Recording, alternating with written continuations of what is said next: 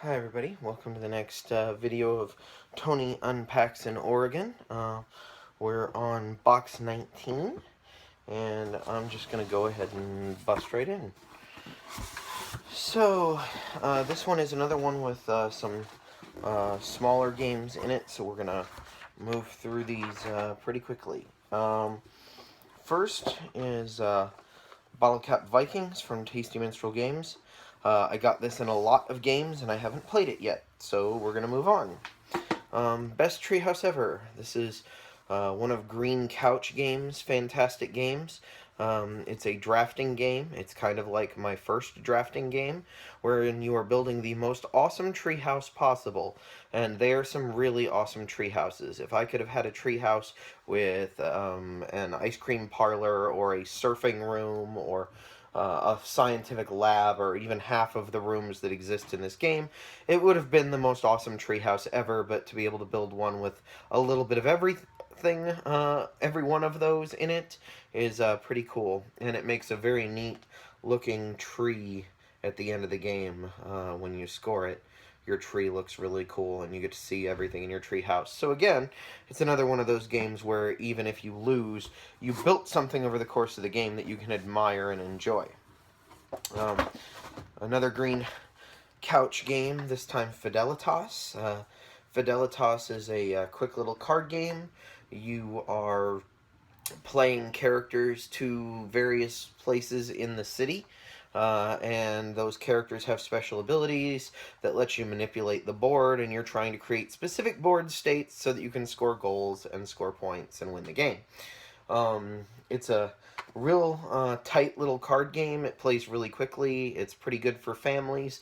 It was designed by Jason Kotarski himself and Philip Duberry, who's done a whole bunch of different games. So I highly recommend it. And just to go back, this one's Scott Alms. So as I said before, Jason Kotarski really knows small games, both designing them and finding people to design them, and both of those are fantastic examples of that. Next we have Trieste from Victory Point Games. This game is a completely unique game in my collection in that it is a 3-player only game. The fact that it is a medieval fantasy world where one person plays the merchants, one person plays the guards, the city guards, and one person plays the thieves guild, and it feels a lot like the Lies of Locke Lamora series to me is just icing on the cake. Because it's 3-player only, most of the balance comes from the players, so the players have to kind of act as governors on the power of everybody else. Like for example, the win condition for the city guard is that they have to capture a certain number of thieves and make the merchants pay for them. The key there is that they make the merchants pay for them. So they keep the thieves in check by arresting them directly, but they keep the merchants in check by taxing them or lowering their amount of money. The merchant's goal is to have a certain amount of money.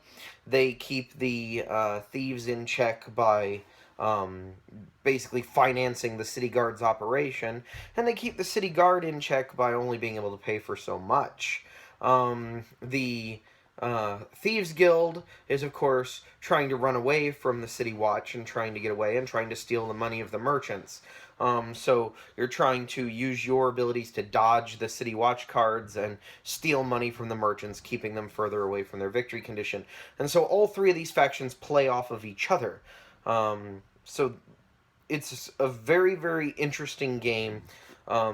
It can sometimes come down to the order that the decks of cards, the decks spit out cards in.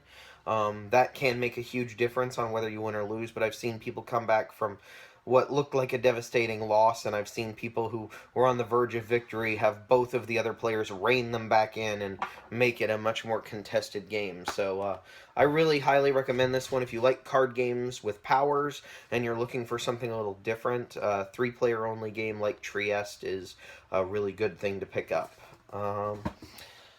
Next, we have the my expansion materials for Coup. This is actually all of the extra stuff for Coup. I keep all of the play set of stuff for Coup in my main box. I've backed several of the Kickstarters for this, so I have some cards that are duplicates of each other and stuff like that. And I play with the exclusively all unique artwork cards because it makes it easier to remember and card count what you've seen and what you haven't, which is easier on newer players than all of them having the same artwork. So that one just contains the extra stuff that I don't use in my play set. This is a little game called Oddball Aeronauts. It's a two-player game. It's a game that you can play in your hand. You don't need a table for it. You can play it pretty much anywhere. I first saw this game in a review video for the one tar, Tiffany, the one who inspired this series of videos. She was actually playing it on a ski lift. And if that doesn't meet the definition of plays anywhere, I don't know what does. It also happens to be a really fantastic game with really beautiful artwork. I haven't played it nearly as much as I would like. It's one of those games that can play anywhere, and so I always forget to, like, pick it up.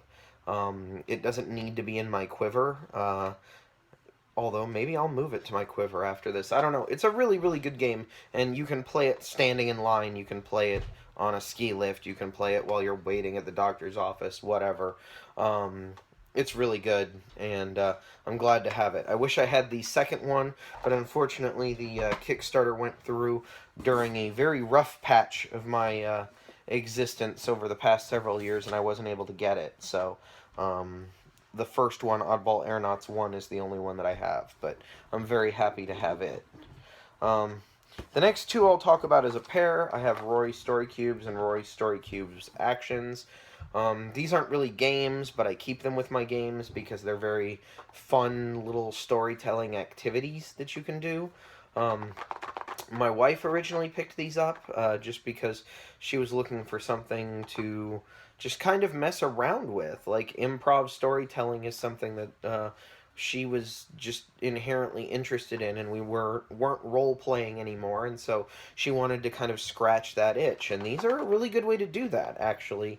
The different faces on the dice give you all sorts of little story seeds that you can make up impromptu stories with, and it's fun to play. I haven't tried playing it with my son yet. He's 4 now, and he hasn't quite grasped the concept of, like, games or shared activities that are not, you know, running around playing tag or playing with toys together. He hasn't really grasped games yet, but that's one that I'll probably try with him sooner rather than later.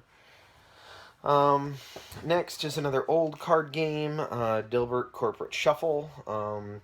This was my wife's before we started dating. She picked it up at a Wizards of the Coast store, and mostly because at the time she really liked Dilbert. That's before we knew that Dilbert's creator is kind of a douchebag, but it's a pretty solid game. It's pretty fun.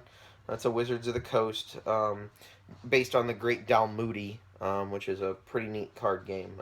But yeah, we've still got that in our collection because she really likes the game.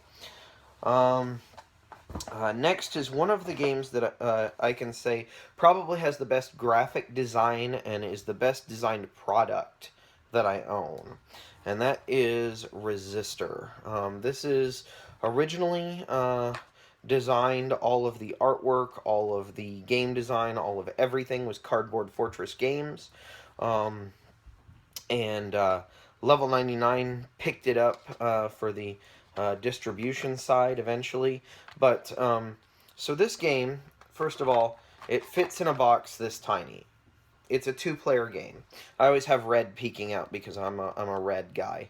I'm a red fan. For those who don't know the difference, I like deep red. The other side is blue 9000. He's pretty cool too, but red's my boy. Anyway, so these little characters that are line drawings were created by the game's artist and graphic designer Anthony Amato. Nicole Klein did the game design. Anthony, of course, helped with that. Nicole, of course, helped with all the graphic design stuff. But all of these cards are double-sided. And when you play the game, you can use the cards as the side that is facing you. So you guys can use this side, I can use this side, but you don't know what this side is because you can't see it. Well, to preserve that, they put all of them in a box inside the box. But what's really cool is you see the little connector pins here. You can actually reassemble the base of the box and then drop this in here, and then it stands up between the players. So you pull it out here, and you never have to worry about seeing the side you're not supposed to. Here, of course, I'm cheating because I have the side I can look at, and I can see the other side in the camera, but it gives you the ability to play the game as intended, only being able to use the side of the card that you can see, as opposed to the side of the card that your opponent can see, and it's built into the box of the game. It's a very tight two-player game. It plays very quickly. It says 20 minutes on the box. It only really takes that long if you have two opponents who are really thinking through their moves, or you're trying to keep a memorization of what's on the back of every card, which is nearly impossible. The best advice I've heard is just remember what colors are on each card, so that you know whether it connects to you or not. That's really all you care about, because you're playing two supercomputers who are building lines to each other, and every time you build a line to your opponent, they basically lose a life point. They go up a DEFCON, and if they ever reach their final DEFCON, they lose, and you win. But you do that by building lines to them. And you don't want to build lines to you at the same time, or you lose them as well. So it's this thinky, puzzly game with double-sided cards and genius packaging and really brilliant artwork that really sells the thematic idea behind the game. Like, it doesn't surprise me that this was picked up by a publisher after its success on Kickstarter. It doesn't surprise me that it did really, really well. Like, there's the little cardboard fortress eyeballs poking out, and there's Level 99 Games logo on the blue side, and then here's my boy Red. But yeah, it's a genius little game. It's a fantastic two-player game. The only reason it's not in my quiver is because the cards are an odd size, and so it takes up too much room in a quiver. You can't set it in the quiver, you know, like standard cards. You have to lay it down like this, and it takes up too much room and bumps too many other games from the product. But that's the only reason it's not in my quiver. It's a fantastic game. I highly recommend it to everybody. Resistor. Great freaking game. If you're looking for it on Board Game Geek, make sure you put an underscore after the name. It's Resistor _. That will help you find it on Google searches and on Board Game Geek. Just an FYI. Alright, we're going to cover this next game, and then we'll dig into the bottom of this box. We're actually getting pretty close. This is Filthy Rich. Filthy Rich is an old game that I picked up at a Wizards of the Coast store when they were going out of business. I've seen Chaz Marler talk about this in his top 100 games of all time. The entire game is played in a binder, a 3-ring binder, with the standard, like, collectible card game card sorting sleeves in it.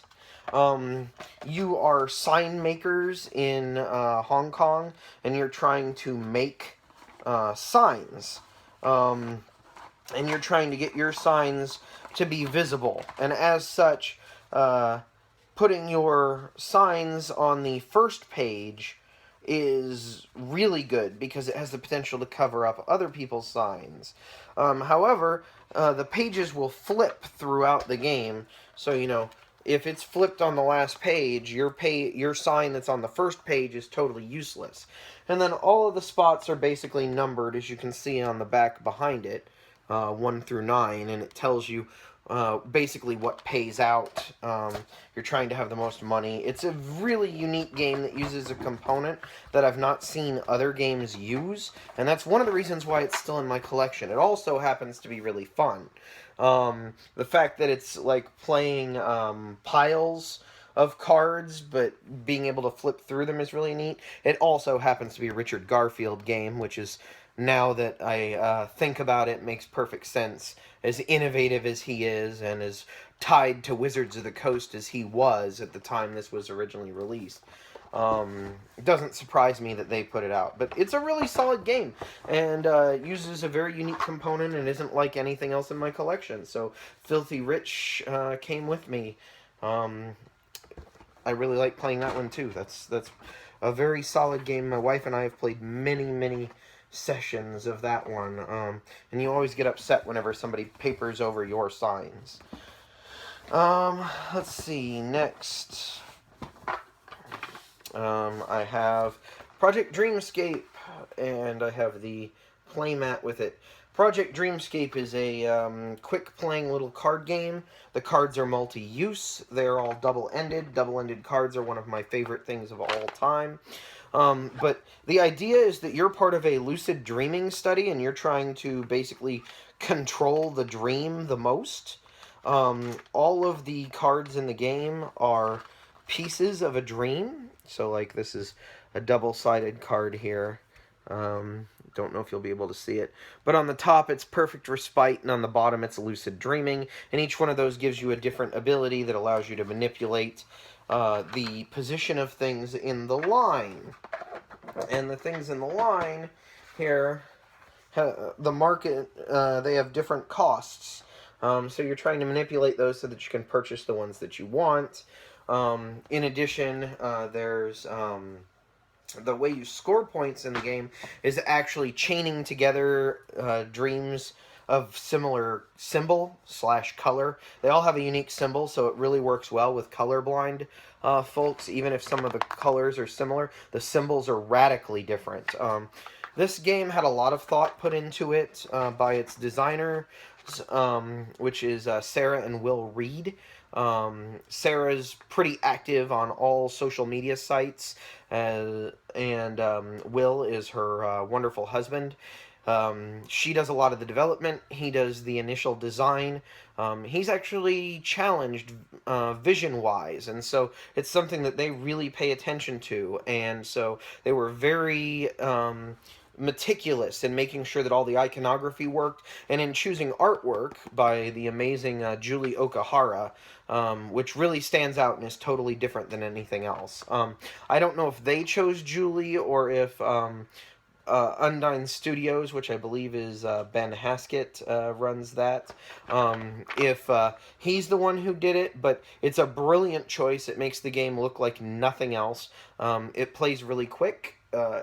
It's pretty darn fun, and it definitely earned its spot in my collection as one that I'm going to keep going forward. Next. Alright, last two little games, and then we'll get into the big games that are in here. Eminent Domain Microcosm. Eminent Domain is one of my favorite games. Eminent Domain Microcosm is a really good micro game. It's not really... To call it a micro game is kind of mean, because it's a little bit larger card number-wise than your standard micro game, and it's got a lot more depth to it than the standard micro game.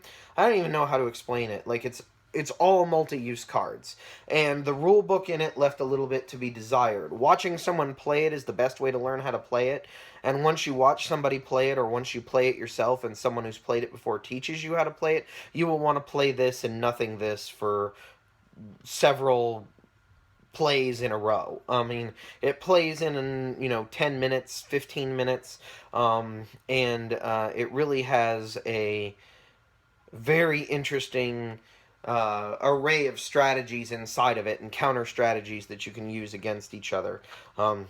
Really cool little game set in the Eminent Domain universe, and Seth Jaffe, same designer as Eminent Domain, designed it. It's a really good game. I wish its rulebook was a little better, but that's a common complaint with this one. However, I want you to note that's really the only complaint with this one. This is a really solid game. Next, Daniel Solis, I Can't Even With These Monsters.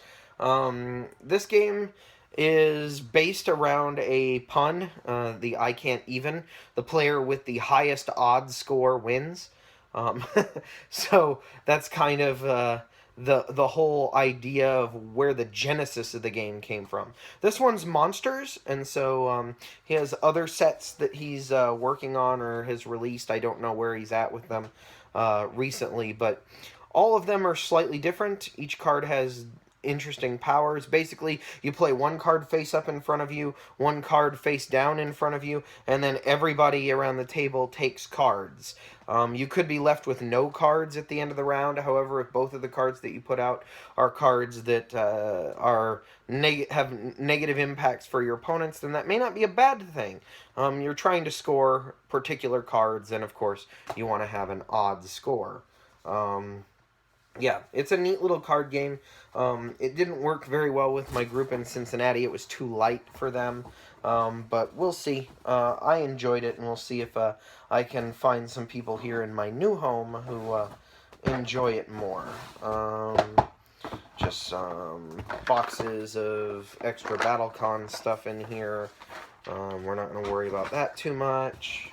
I've already gone over BattleCon in a previous video. Alright, here we go. So, Orleans, I've talked about already, and it's one of my favorite games. It is a bag builder. This game is also a bag builder. This game is King's Pouch. It is out of, I believe, Korea. I think that's right.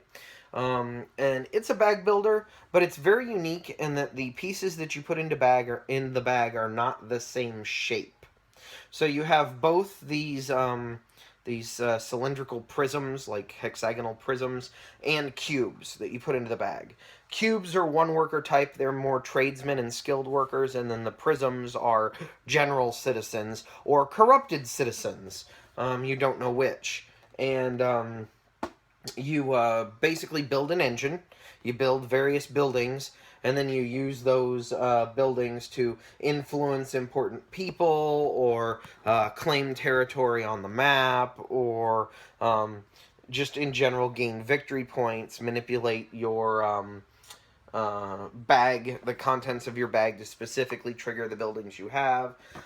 Culling is very important. You can choose to just try to get rid of your corrupted citizens, or you can choose a strategy that actually lets you use them for things. And it's really tight. It's a very tight game. So much so that it may not have as many different strategies as I would prefer. It's very, very tightly designed. It's very fun, and it does something with bag building that I've never seen before, and that it uses different shaped pieces. So when you're pulling things out of the bag, you can choose whether you want a citizen or a skilled worker, but you don't know which skilled worker you're going to get or which citizen you're going to get unless you've pared your bag down through careful management of the pieces that are inside of it. And that's King's Pouch. Good game. Next is my first edition Kingdom of Solomon. This is by Philip Duberry. Kingdom of Solomon is a worker placement game. It's a very interesting worker placement game in that it is set in Israel during the time of Solomon. And as such, it is a biblical game without being a preachy biblical game. Like, it's not Bible trivia, it's not swathed in verses, it's not trying to convert anyone, but it's very much Christian based in its history and in its focus and in its it's just everything inside of it directly ties into the biblical history in some way, shape, or form, which makes it really unique and really interesting to me, somebody who really likes biblical history and ancient history in general. So, really cool game. It's a good worker placement game. I know that Philip is working on a second edition of this one that changes up a ton of stuff from this first edition. When the second edition comes out, what I've played of it, I enjoy it more than the first edition. I'm hoping he sticks with the Kingdom of Solomon theme. I'm hoping that it carries on the great tradition and it's just a souped-up version of a game that I already love. But until then, I'll have my first edition Kingdom of Solomon here with me at a minimum. And if they're different enough games, who knows? Maybe I'll have 2 Kingdom of Solomons on my shelf. Um, Next is one of my favorite games for playing with newer players. It is uh, constantly mentioned for its amazing components, which I think is the way that people justify its price is by how good the components are. This game could be much smaller than it is, and I don't think it would detract from the gameplay whatsoever. The box is mostly insert. However, it has, like I said, some of the best components to ever come out. I think it deserved a Spiel des Jahres award, and it didn't get one. But that's Splendor. There are very few people I have played this game with who did not immediately go out and buy a copy of this game. This game is wildly successful with various different types of people. Casual gamers can play it. People who don't care about theme at all find the mechanisms in this game really interesting. People who do care about theme may be a little bit left in the cold. It's not the most thematic game of all time. It could probably just be a numbers on cards game, to be quite honest, or the equivalent of that. It could probably come in a much smaller box. It could probably use cards instead of the fancy poker chips that it uses. All those things are probably true. It's still a fantastic game. There are a lot of people who've complained about this one, saying that it's kind of like a appetizer instead of a meal. It's not really a game. It's not, it's a nice basis for a game. And I've seen other games that have since used its chip drawing mechanism as a resource gathering mechanism in a much larger game. I don't think any of that detracts from the game at all. I think it's fantastic. I think it's a really good game for players who are brand new to the hobby. I think it's a really good game for people who are never going to get into the hobby like us. People who don't collect games will probably still like Splendor. I know that there are a lot of people who give it out as Christmas gifts to people who just don't understand why the person in question plays modern board games, and it gives them an explanation that suddenly, oh, it makes sense. There's things like this out there. Splendor's a great game, period. Would I like a smaller travel version? Heck yeah. I think that would be really cool. I've seen some people who've done it, who've created shrunk down like mini cards of the larger cards and using micro poker chips to replicate the big, thick, heavy discs poker chips in this one. And it's totally workable, and it's totally awesome. And I think that Space Cowboys could probably make a lot of money if they were to release a travel version of Splendor in some way, shape, or form. But I think the mobile app that has since come out kind of got rid of the need for that. Either way, Splendor's really good, and I highly recommend it.